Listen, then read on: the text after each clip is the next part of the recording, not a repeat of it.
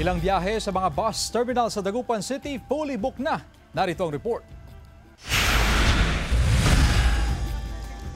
Wala pang masyadong pasahero sa bus terminal na ito sa Dagupan City kaninang umaga. Pero sigurado raw na dadagsa ang mga pasahero ngayong hapon. Madalas daw na fully book ang mga biyaheng Pasay at Isabela. Pinapayuhan ang mga pasahero na agahang pumila upang makaiwas sa aberya. Maagang bumiyahe si Christine pauwi ng Tayug kaninang umaga. Wala na pong sasakyan ng gabi kasi po yung sa amin po, liblib po yung lugar namin doon, bundok po. Kaya mahirapan po kaming sumakay.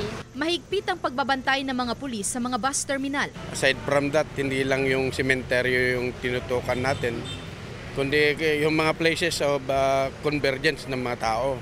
Kagaya nito, dito tayo sa bus station. Nag-inspeksyon din ang PNP sa mga bus terminal kaninang umaga upang matiyak ang kaligtasan ng mga pasahero at kaayusan ng mga babiyaheng bus. Sa pag-iikot namin mula kahapon hanggang ngayon, wala naman po, maayos lahat ang siguro dahil maaga nating ginawa ang pagbabatyag, nakipag-ugnayan tayo sa local government ng buong Ilocos. Mahigit 4,000 pulis ang nakadeploy sa iba't ibang sementeryo sa Rehiyon 1 ngayong undas.